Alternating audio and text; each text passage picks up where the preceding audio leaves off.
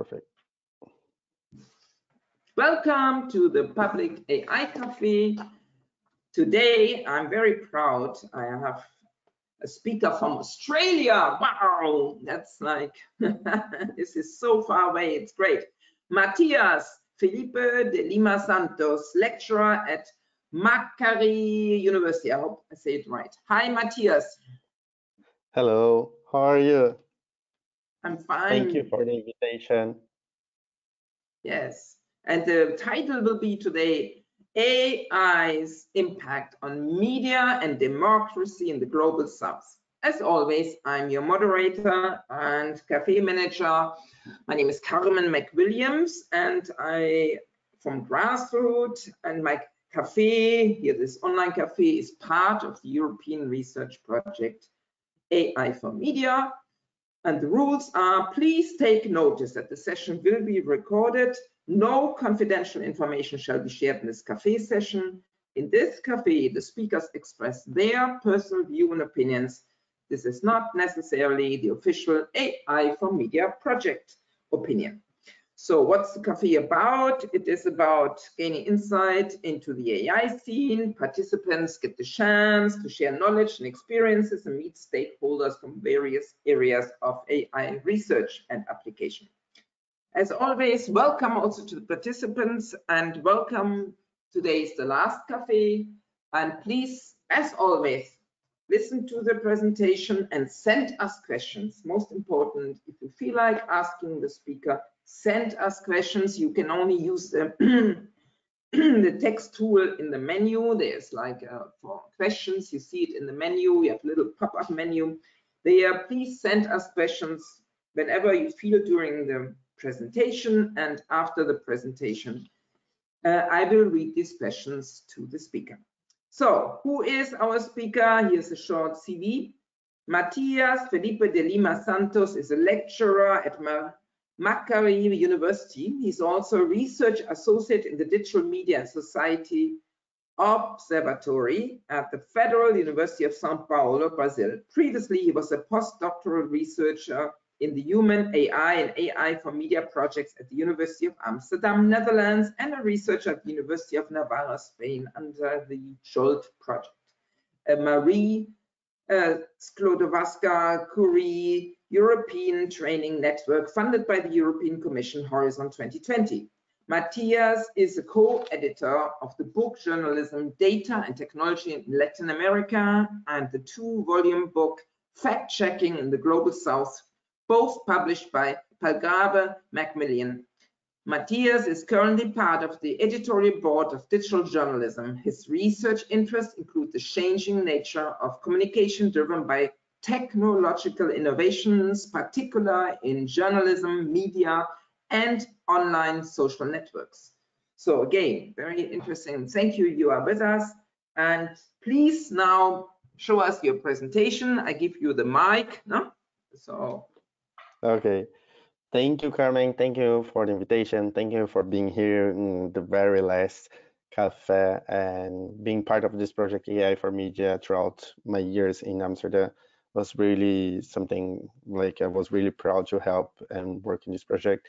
And I think it was a really important project connecting, technology, AI, and media, which is something that sometimes is hard to put that in the same basket, making people from different fields working together. And we had this challenge in this project. So as Carmen was saying, today I'm gonna present that. So today I'm in Sydney, as she was telling you, in Australia. I start doing most of this project that was like related to AI and media, and particularly in the global south, from my period in Amsterdam, and also I've been like continuing developing that here. So today, what I want to tell you is like we're really trying to bring you the perspective of the global south and show how press freedom, corruptions are a big issue there, and how technological innovation are becoming part of this scenario, and then media organizations using that to improve the way that they report and improve the way that they are producing news content, and somehow mitigate the impact of press freedom, corruption, and Also, I'm going to discuss how these AI technologies are being kind of institutionalized and the risk of that. And then I'll bring cases that to show how this can be applied and some final remarks. Just to start here, so we know that press freedom is really important around the world, and this is what makes media uh, powerful and to share their content, to cover topics, and they have the ability to discuss issues that otherwise the governments can somehow try to create a filter or not letting these organizations to reproduce this content. And here I'm bringing this map that shows the WordPress freedom around the world, and we can see that in the global south that somehow it's this region that I'm showing now in the map. It's a situation that they call between problematic and very serious. So these countries, they have really hard time to media organizations and media practitioners to produce content, and then they face hurdles related to governments and safety of these professionals, and even groups that attack media organizations. So these issues make one thing that shows that it's really important how media is really important there, and how certain topics can be an issue to be covered, and that's going to be really important. And then I'm going to show you how AI can be used to like also mitigate the impact that these media freedom have in these countries, and also covering topics that would be otherwise really challenged, and because they don't have access to this information. And then at the same time, and showing again another data that is like really worrying, is that the corruption, if again in the global south, it's quite high. So we see that the color orange, yellow, and red are mostly present in these countries, and this shows how media is really important in this scenario, and how corruption is one of the issues that affects the democracy in these countries as well, media freedom. So, but everything that we are discussing, it shows in respect to media. But then we have also another issue that become part of media. It's about technology and bringing technological innovation. And journalism is particular, that it was one part of the media, have been like trying to pursue this technology-driven innovation, and but it's always being a challenge for these organizations because several issues, and then it goes from, for example, the lack of knowledge, lack of staff, or the lack of interest of media managers. And then there's always this what they call this yes but syndrome, that limit the use of these digital technologies or strategies in these organizations. And basically what is that is that for example, they want to implement AI in their organizations, but we don't have money, but we don't have resources, but we don't have staff. That's how ES but syndrome is described in the literature, and that's how it makes this very conservative mindset and slowly appropriation of technologies, in particular AI. But we see that this is changing a lot with this um, with the boom of generative AI and things like that. And this is going to really affect how these organizations are structured and their strategies today.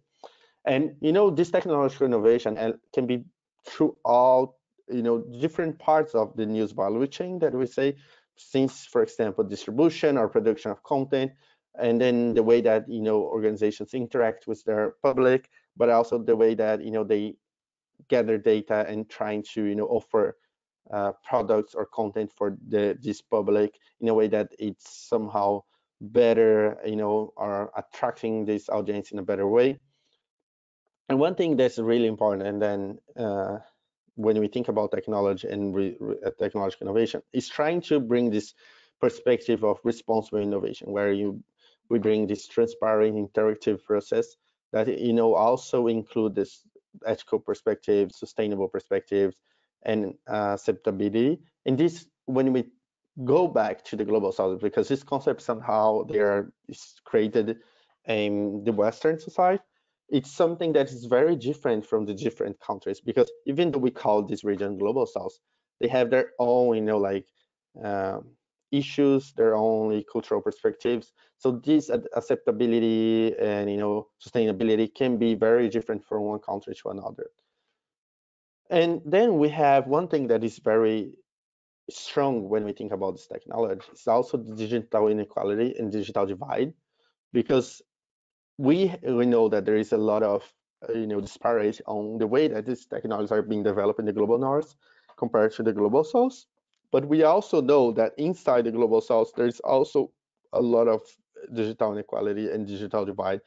Certain regions have way more access to technology and countries compared to others.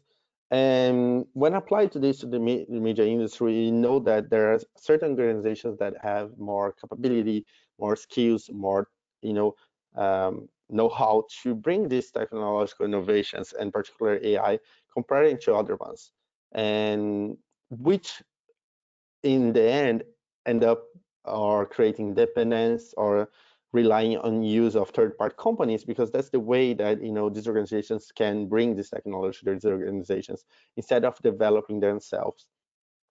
And what are we going to see with the AI, and I'm going to show you some data in the next slide, is that AI is also exacerbating this digital inequality and divide that we have in the global south, between the global south and the Western countries.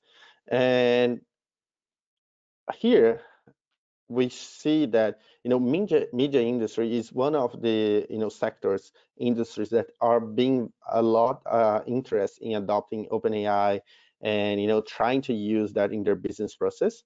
And if you see, media here is one of the most relevant players and sectors. And this is something that we're going to see, that even though AI have been already used in the media, you're going to see that with the generative AI, it showed that the predominance of these organizations are very Western centric.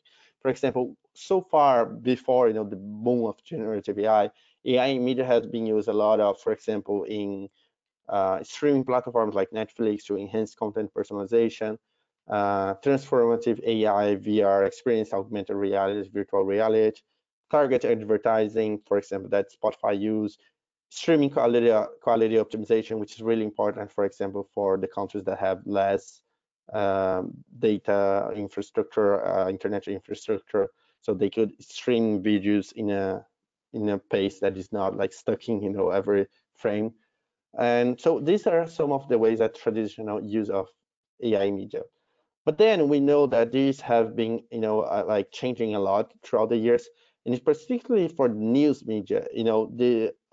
This has been used a lot of, we call structured data. So when you have data from finance, sport, weather, these have been using a lot and relying AI to, like build these stories that was just filling, with the most up-to-date data, which doesn't require, like this generative AI capabilities to build the text from, the previous data, but, building new content was more like filling the gaps. But now there is also the other thing that we could see a lot in AI and news media was the use of these news bots and Twitter bots that could disseminate content, and Messenger, WhatsApp, and these have been very useful for these organizations because that's a way of that they could disseminate their content and reach other audience. And here with generative AI, there's a lot of improvements on how this can be doing, and then from text summarization and like dissemination of like news content, and that is in short format for other platforms, for example WhatsApp. And this also simplifying complex documents that can help these practitioners to analyze a lot of documents. And these have been deploying and experimenting throughout the years. But at the same time, journalism is an institution that, as we call, that has norms and values that represent what is journalism today. And when we bring these technologies, we're also having discussion on how we can, create, ethical guidelines, AI guidelines that can help these practitioners to use these tools.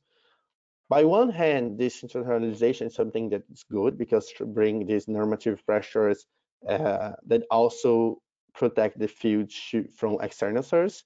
But on the other hand, this also impose certain values and norms that not really respect or uh, reflect what other countries and other cultures have. And that's what we're gonna see here, for example, in the AI guidelines. This is a study that we just published, that it was we looked through the guidelines and the emergence of these guidelines around the world. And you can see the size of the circle shows the countries that have been identified that they have an AI guideline. And we see here that it's very concentrated in the Northern America, except Mexico, and then the Western Europe, European Union. And this shows that these countries are the pioneers on developing these AI guidelines. And this is affecting how this industrialization of how AI is using in the news industries also being adopted by these organizations. And you can see here throughout the time, that's very like you have US at the beginning, and then all other organizations being deploying, but it's just something that they are following a standard that is happening in the industry. And the other issue that this institutionalization has is this isomorphism, because most of these guidelines are somehow trying to imitating or replicating what the pioneers or the first ones come. And this is institutional isomorphism, like pressure these organizations to have the same process and adopting in the same way. And this limits their capacity to explore the use of AI in different ways. And that could be used in different experience for the user or even for practitioners that work in this industry. Having said that, I think what is really important is for us is trying to understand how AI, and not specifically generative AI, but AI is being used in organizations in the global south and relate to all these topics that I was saying, and how this isomorphism features not necessarily apply for these companies. So one of the first examples that I bring here is from La Nación, which is an Argentinian news outlet. It's a really mainstream news outlet, and they were covering, the elections last year that brought to the power the Argentinian Trump, and basically what they did, they create what they call here uh, um, system that was using computer vision to monitor the transparency of elections. As you can see here in the screen, as I was showing you, there is this bulletin that they have to sign, and then putting the number of votes on each, regional section. And they use the computer vision trying to identify and validate that these numbers are correct. There is no non cases of corruptions in these sub areas, and trying to also identify if the numbers match what they were announced by the government. That's the way of somehow combating the corruptions and making the transparency of the elections like really feasible for everyone, and trying to, because these bulletins are available in the government website, but not everyone has access to that. So what they're trying to do also with this investigation is showing, that there is something that the government was publishing, but we don't know how this is real and how this we can trust on this information. And the other example that I bring here is related to also computer vision algorithms. So here they try to monitor these illegal airports that they have in the Amazon forest, because there is a lot of deforestation to create this place where these legal airplanes can land. And usually when they have these high areas of deforestation as showing here, this means that there is illegal mining there, and then they're extracting gold and other materials that are precious for other countries. And this is a way also to map and protect the Amazon forests from all these groups, illegal groups, and armed groups that are being growing throughout the years in this region. And Armando Info, which is a news organization from Venezuela, most of their team are what they call exile journalists, so they live in other countries. So they try to use that as they cannot be in the field. So they use AI to map and identify. And also it's a huge region, so they cannot really go through for financial reasons, for security reasons, and also for the extension of the area. They cannot go and verify all these illegal air bases. So with AI, they could map and show there is where there is a strong presence, and governments could act and go and check that and try to remove these illegal bases and trying to like prosecute these people that are exploiting these mines around the country, these countries. Another example here that I bring is this one use generative AI, use large language models. This is from Fatos, which is a fact-checking initiative in Brazil. And basically what they created, they have already like a WhatsApp bot where they disseminate their content. But now what they did, they integrate the generative AI in this bot in a way that people could have conversation with them, and they would get like this small information, this small paragraph that would give them an overview relate to what they were asking. And this is a way of creating somehow debunking. And what I mean by, sorry, pre-bunking. And what I mean by pre-bunking is like creating content that people could consume before they being exposed to this information. And the example of Aos Fatos is really, for example, the question that we have here in the screen is like there was a question if the COVID-19 vaccines are safe. And what they call Fatima GPT, that's the name of their bot, answer, based on the articles that they found on the Ausfat's website, they create a short text saying, why is safe, what are, the information that they have found or they have described that shows that why these vaccines are safe. So, and that's like the pre-bunking story. So showing that, like based on this content that is already available, if you're being exposed in the future, so that this shows that this content is the correct one. Another example that I bring here is from Costa Rica, and it's called CLIP. They create a database, a community of database that's called Nina. And Nina is like they use natural language processing and other simple AI system to connect this different database and try to identify, potential cases of corruptions. For example, through this different database, and for example, they could identify politicians that own companies in different countries, or that they have the ownership of different companies that are also serving the government, like offering services in certain fields. So by crossing these different data and using natural language processing to identify these concepts, that's a way of they mitigate the effect of the corruption and trying to identify what are the cases that these people, that these politicians or people in high echelons, they were really performing or doing something that could potentially be not correct and leading to a case of corruption or stealing money from the government. So that's what they try to do with this database. Another example that I bring here is like these news agents that we call, but the reality that what they do is that they try to open data for journalists. Picking some bandwidths from Brazil, they basically request through freedom of information, a lot of data, and then they made available for journalists to produce investigation. They also produce some stories, and they created this what they call Agenda Transparente, which is transparent calendar.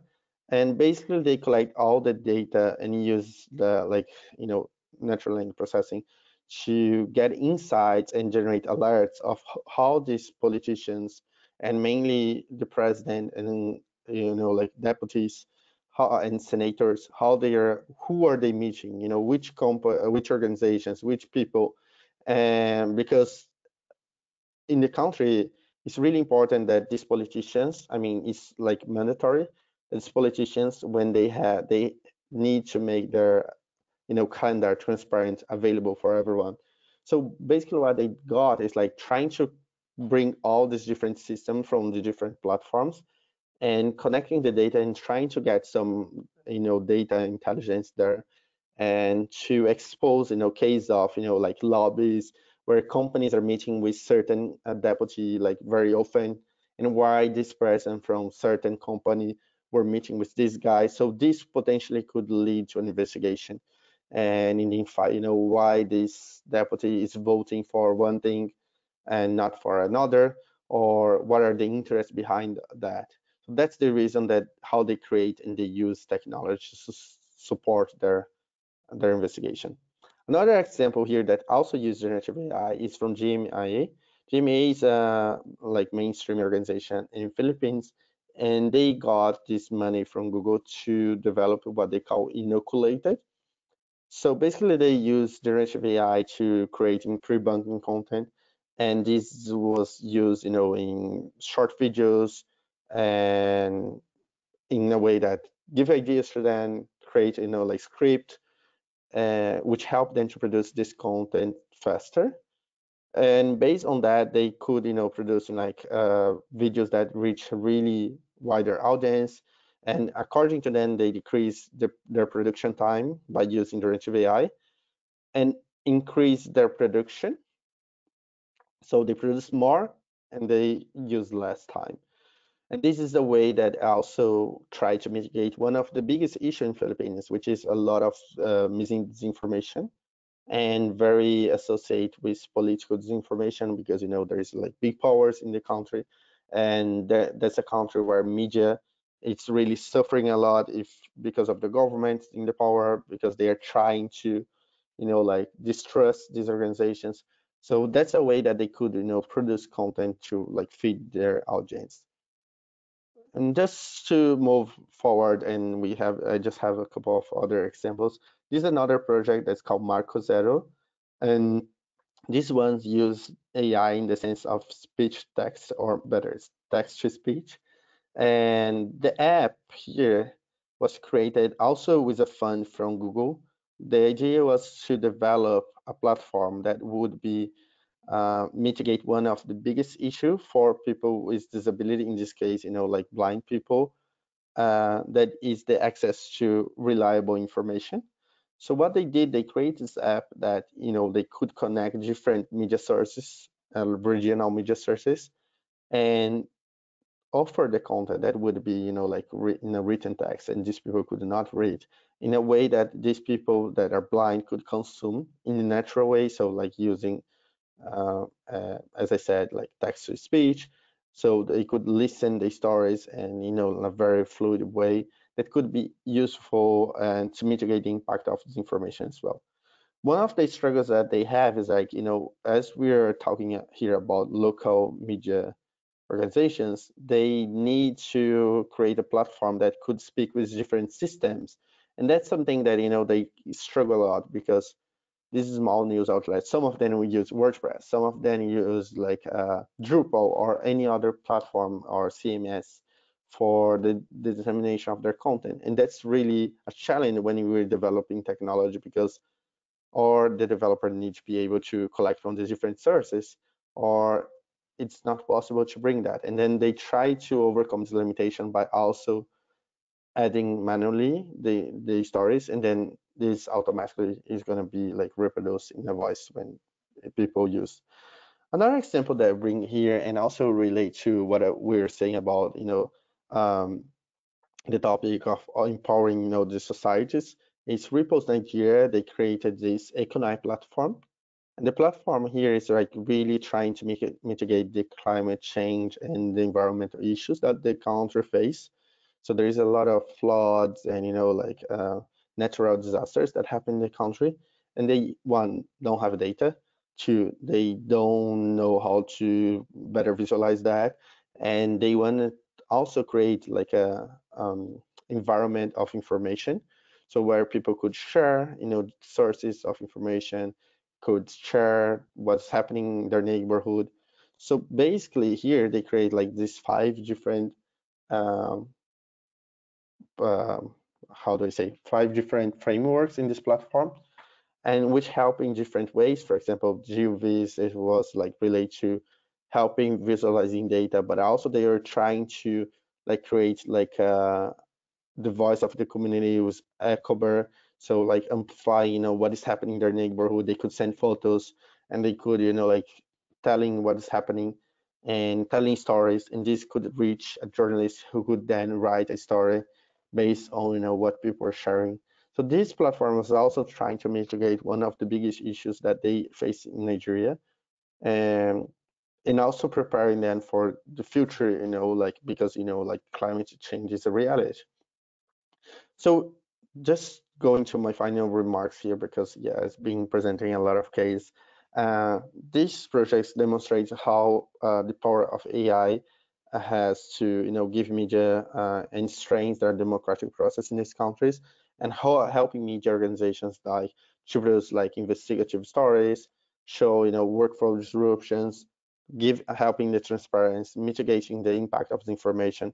There's a lot of issues here that most of these projects are really done by smaller news outlets, so they really are challenged to continue developing this project.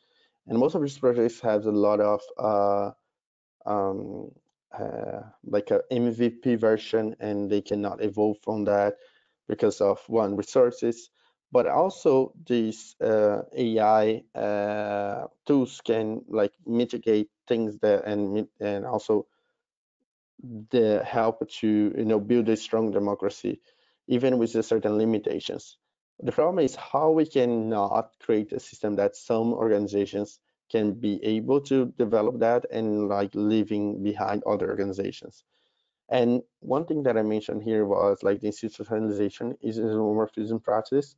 What I show here is that these organizations show that the use of AI is very different in these countries. There is no homogeneity, and when we are creating like these tools that are like very homogeneous, and there is a convergence of how they're doing and how they're using that throughout the time. Not necessarily this is a reality as I'm showing here. But it also is really important that we create a more inclusive society, and then people understand the use of AI, because these organizations need to be transparent that like this investigative story was also created with the help of AI. But people need to understand that, and people are not familiar with AI in these countries. There are different levels of literacy, digital literacy, which also affect how they see and they perceive that. And there is the need to build solutions that also have focus on local needs. As I showed examples, like blind people, climate change, and natural disasters. So there are different topics that have different issues, and not necessarily they affect the different countries in the global south in the same way. So there are priorities and the ways that, for example, elections, the issue that happens in Amazon not necessarily happens in another country. So this is the reason that these tools need to be designed for the specific needs of different organizations, different countries, in a way that it's gonna help and strengthen the democracy in these countries. But the only way to do that is like a really strong collaboration between developers, journalists, civil society, and also academia, because that's the only way that they can continue developing these tools without the research that are extremely expensive, and not necessarily all of them have money. And to conclude, yeah, I want to thank everyone, and hopefully it was clear. And I'm now happy to answer other questions and also discuss further. Thank you. Thank you very much. That was super interesting to see how media and AI affects not only Europe, but basically all that research we have done together in this project AI for Media is basically also affecting the whole world. And here comes also my question soon, but before I want to again, everybody who listened to this great presentation, please send us questions. So it's not only me, just send us, use the text box, and that would be nice. Yeah, as you know, we have done in Europe this ethical, legal, and regulatory guidelines like this AI Act. Now starting not with the global south, but like you are now in Australia, do you think something like this initiative would be possible in Australia to get Yes, an definitely. AI Act? Definitely. You know, Australia was one of the first to have a discussion of, making platforms paying for news content. So they're really interested in bringing this regulation.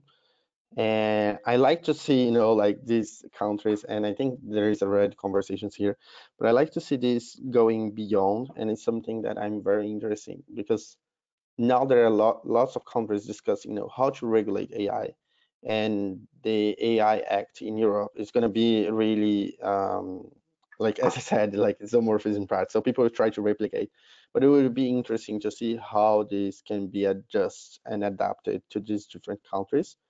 And we see, for example, there are countries that is like the platforms that need to. I'm gonna give you one example. Indonesia, all the platforms, technological platforms, and I mean like from Amazon, not necessarily they have Amazon, but giving an example, Amazon to, like Facebook, they have to sign an agreement with the government that they will remove all the content that is is like affecting their democracy in their country and etc. It's not clear what the government says, what is, because it's like really a government that it has a lot of power and they want to decide what is good for their community or not. But this also doesn't align with the values that we see in Europe, for example. And how we can adjust this regulation to this country is going to be a big challenge because if you only replicating, it might not be enough because certain countries have different ways of doing that. And that's also the way that if they, like protecting only the big companies to do that. If I'm speaking about media in this case, that means that they might cannibalize, all these smaller news outlets. They are really important in these countries because these are the ones that are producing investigative stories, right? For example, this one that I brought the example here from Venezuela, even though they are not in Venezuela anymore, they are the main voice to, like telling what is happening in the country. Even as exiled journalists, they are the ones who knows what's happening there. They're investigating, they're using their sources inside the country to expose the wrongdoings of the government and know how their decisions is affecting their society. So back to your question, just to finalize, I think it's like it's possible, and I think it's like there is a lot of inspiration, but I think what it should be really important is not to just replicate. Now, there is a lot of conversation, for example, here in Australia and also in other countries that, the data that is used to train models should be, stored in the countries when like should have data servers here in Australia and not using the ones in US. And this is not an easy task. And how they will do that, and it's going to affect the whole system. So that's, I think it's something that we also need to be very careful when designing these and inspiring models that are being developed really for a reality that is not the same here or the same in other countries. Yes, it's exactly, and that's where the next question goes to. There is this conference AI for Good. It was like they always point to the using AI worldwide and serving the Sustainable Development Goals, which are from the UN. The problem is like in Europe, yes, we are organized to have this AI Act, but the idea is that also in other countries, people have initiatives, often non-profit initiatives, where they just want to do something good with AI. Yeah. And they cannot be overboarded by regulations and so on. So it's a little bit against the grassroots movement, one could say. Yeah. No? On one way, one would like that people would like to develop applications which would make their local community feel well and so on, which serves the community, and you cannot overboard them with regulations and rules, which you basically need to lawyer for.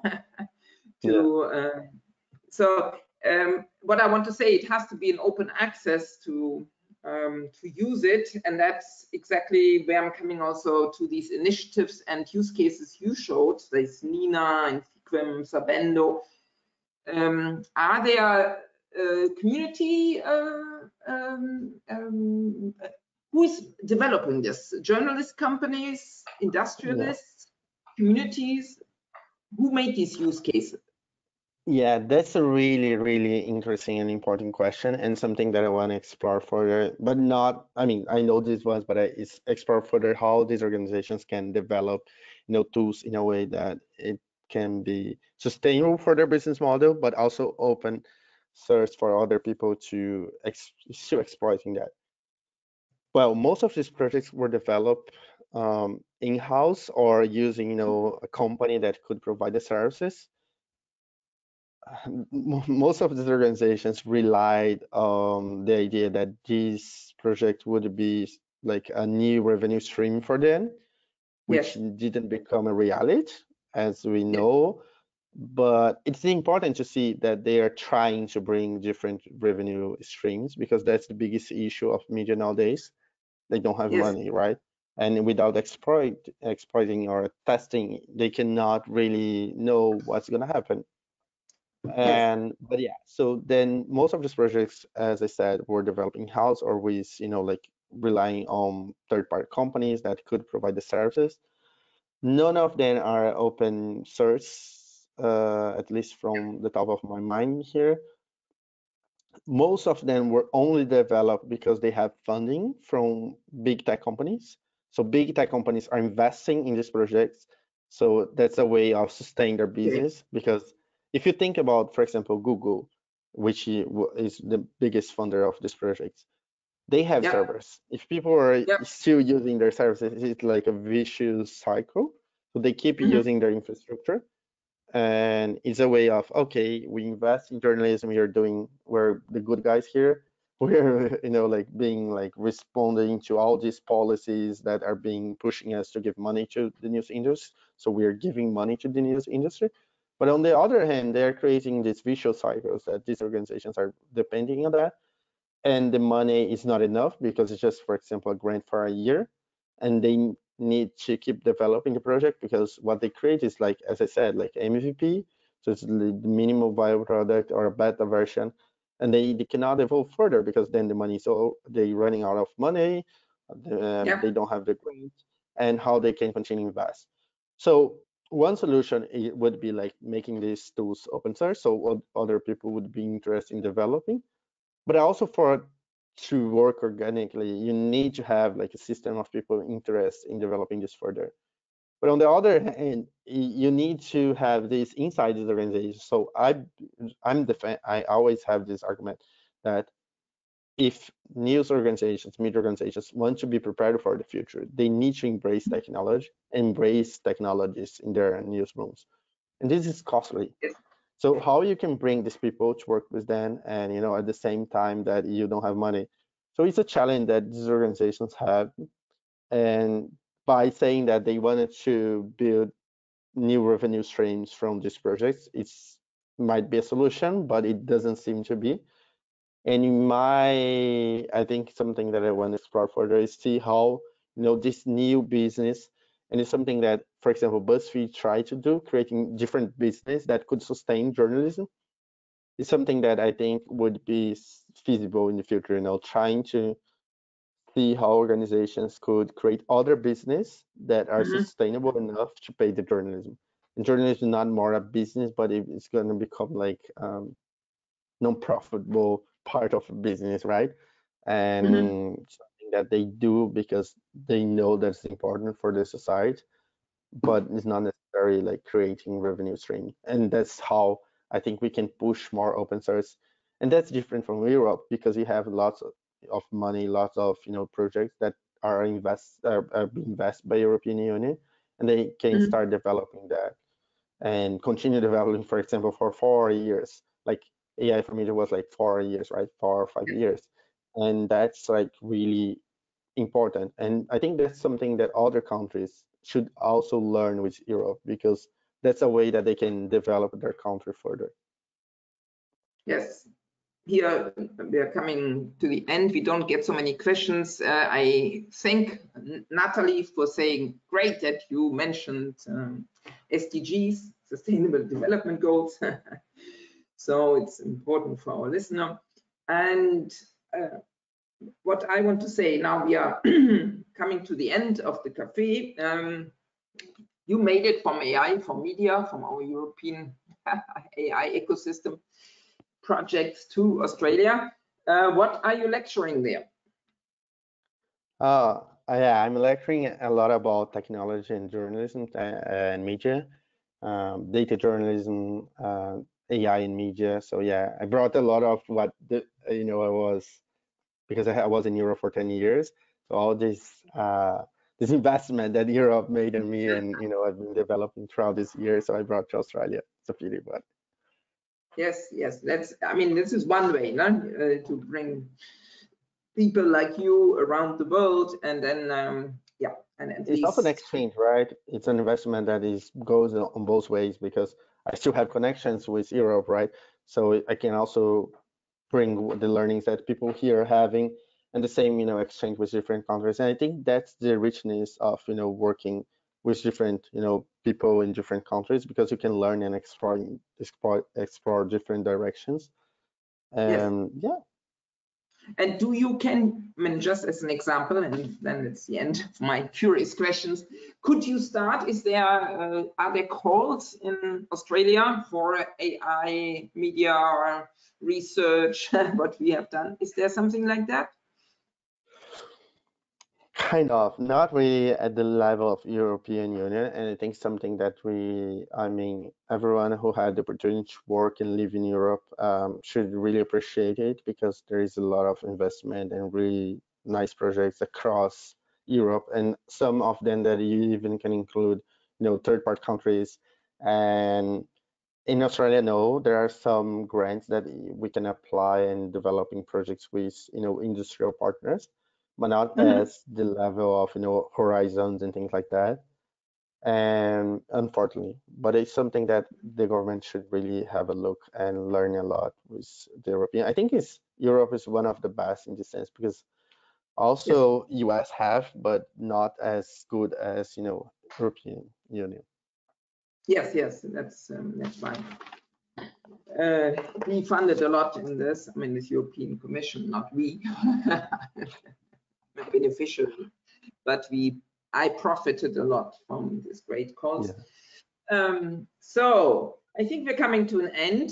As I say, I'm a little bit sentimental, and thank you for everybody being here. I will send you, Matthias, the recording. You give me basically, and my assistant, green light for publishing or not. It's up to you, green or red light. If you give green light, everybody finds that video on YouTube in the AI Cafe, as well as on the AI for Media website very soon. And that would be nice. Else, I wish happy holidays, at least for the ones who go. The rest, a nice afternoon, and see you, no? Bye-bye. Thank you. Bye.